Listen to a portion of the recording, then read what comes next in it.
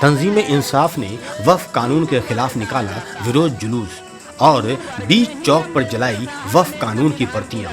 जी हां, all India तंजीम इंसाफ की मुजफ्फरपुर जिला कमेटी की ओर से वक्फ कानून को रद्द करने की मांग को लेकर आज यानी शनिवार को प्रतिशोध मार्च निकाला गया। तंजीम इंसाफ के राज्य महासचिव इरफान अहमद फातिमी ने मीडिया से बात करते हुए चिंता जाहिर की और कहा कि संशोधन विधेयक में जिला अधिकारियों को यह निर्धारित करने का अधिकार देकर पूरे देश के वक्फ बोर्डों के अधिकारों को कमजोर करने का काम किया गया है। उन्होंने कहा कि इसमें कोई संदेह नहीं कि इस विधेयक के जरिए बीजेपी सरकार अपने कॉरपोरेट मित्रों को लाभ पहुंचाने का काम नहीं करेगी। तो हम किसी भी संपत्ति को बेच सकते हैं। अब आप देखिएगा तो भारतीय जनता पार्टी के प्रचारक लोग ये पूरा कह रहे थे तो ये कानून के तहत मुसलमान जहां हाथ रख देते हैं उनका हो जाता है। ऐसा हरगिज नहीं था, बल्कि ये आम लोगों को कहा जा रहा था ये मुसलमानों की जमीन और जायदाद को हड़पने के लिए। उसी तरह से जैसे कश्मीर का कानून हटाकर उन्होंने क्या किया, कोई हिंदू नहीं वहां जाकर लिया, वहां लिया कौन, टाटा, बिरला, मानी। उसी तरह से वक्फ की संपत्ति ये बड़े बड़े, हम जो जिस वर्ग से आते हैं वो हिंदू वर्ग कहा जाता है। हिंदू वर्ग में ही अंबेडकर साहब ने संविधान की रचना की थी और उनके कुछ ही संविधान में जब पारित संविधान हो गया तो उनको विश्वास हुआ कि अरे ये जो है सो जो संविधान है, संविधान की बात ही संविधान के रक्षक नहीं कर रहे हैं।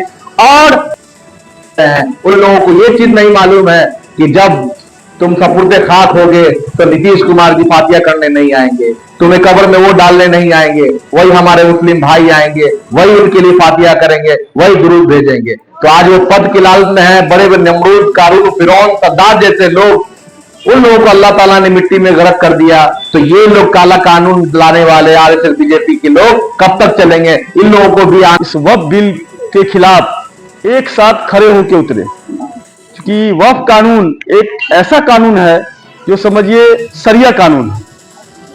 इस कानून से लोगों को गुमराह किया जा रहा है कि वक्फ बिल से ये होगा वो होगा, मुतवल्ली ये कर रहे हैं वो कर, ये सारी बात झूठी है। आज आप देख लीजिए राम मंदिर का निर्माण हुआ, वहां पर कोई मुसलमान मेंबर है ही नहीं, तो इसमें मेंबर किस लिए? शिया धर्मगुरु सैयद असद यावर और मौलाना नेहाल रिजवी ने भी वक्फ संशोधन कानून की पुरजोर मुखालफत की। 2025 जो एक पूरे संयोजित तौर पर अंदर अंदर पार्टी को मिलाकर एक समुदाय को टारगेट करने के लिए पास करा दिया गया, और पास ही नहीं कराया गया बल्कि रातों रात कानून पास कर दी गई और राष्ट्रपति का सिग्नेचर भी हो गया। और हद ये है कि जो वक्फ एक्ट की कानून की किताब है उसमें किताब छप भी गई, वो उसमें आ गया है, वो हमारे पास किताब भी आ गई है। वो इतना जल्दी वार लेवल पर जो हो रहा है, ये हम तमाम अल्पसंख्यक के एक एक व्यक्तियों से यही कहना चाहेंगे कि ये एक सोची समझी साजिश है कमजोर वर्ग, अल्पसंख्यक या जिनकी तादाद कम है उनको दबाने के लिए। अगर आज हम अपनी आवाज नहीं उठाएंगे तो कल पूरे तौर पर ये ऐसे लोग जो देश के नाम पर, हुकूमत के नाम पर एक जाति विशेष और एक समुदाय और एक दबे कुचले लोगों को टारगेट बना रहे हैं, कोई अल्लाह का घर बर्बाद कर दे, इमाम का घर बर्बाद कर दे, कब्रिस्तान बर्बाद कर दे, जहां खाली जगह हो वहां अपना झंडा गाड़ दे, ये सब लोकतंत्र में नहीं चलता। लिहाजा हम ये तंजीम इंसाफ पार्टी को मुबारकबाद देते हैं। किसी शहर में 20 लाख 30 लाख 40 लाख की आबादी है और जिला अधिकारी साहब पर एक और वजन डाल दिया गया। उनके पास कोई कमी तो है नहीं।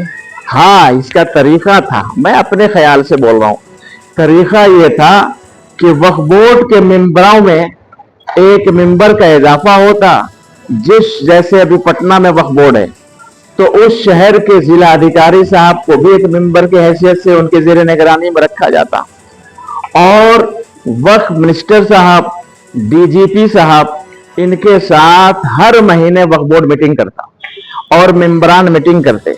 मीटिंग करने के बाद जो कहीं पर किसी शहर की कोई बात होती, कहीं खुर्द-बुर्द हो रहा है, कहीं लूटपाट मचाया गया या कहीं कब्जावारी है, तो वो इन लोगों के जो जिम्मेदार हमारे बिहार के हैं, बिहार सरकार में अहम ओहदे पर हैं, उनकी जिम्मेदारी के तहत इस पर हम मसले को हल किया जाता।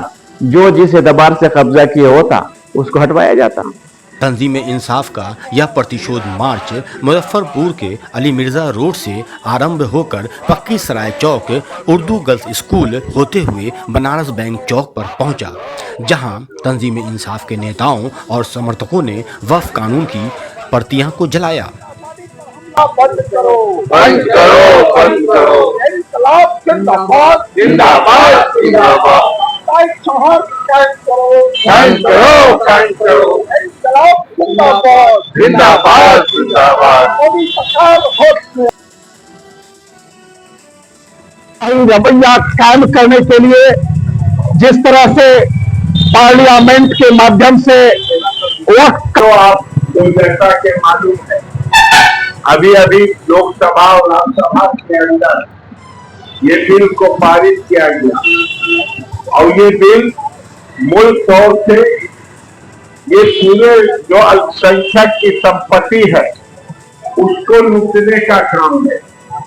वो एकदम एक सीधा काम है और इसके पीछे अडानी का वो महल जो आज देश के तमाम लोग जानते हैं वो वक्फ पर बना हुआ है। उसी तरह से दिल्ली के अंदर में, पटना के अंदर में तमाम शहरों की प्रॉपर्टी, वक्फ की प्रॉपर्टी जो आज शहरों के बीच में है, ये सारी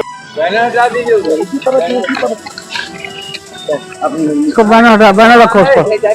अरे काला कानून वापस लो, काला कानून वापस लो, संशोधन काला कानून वापस लो, वापस लो। अब संशोधन काला कानून वापस लेना होगा, अब संशोधन काला कानून वापस लेना होगा। तंजीम इंसाफ मंच जिंदाबाद, आप बोलिए ना। तंजीम इंसाफ का प्रतिशोध मार्च जिला संयोजक शब्बर हसन के नेतृत्व में आयोजित किया गया, जिसमें तंजीम इंसाफ के राज्य महासचिव इरफान अहमद फातमी, राज्य सचिव मंडल के सदस्य अजय कुमार सिंह, तंजीम इंसाफ के कोषाध्यक्ष जाहिद अब्बास, अकील अहमद समेत शिया धर्म गुरु निहाल हैदर रिजवी, शिया धर्म गुरु सैयद असर यावर, मोहम्मद हिदायतुल्लाह खां, परवेज अख्तर, आफ्ताब जाफरी, अब्बास हुसैन और राजू नैयर जैसे कई बड़े नेता शामिल हुए।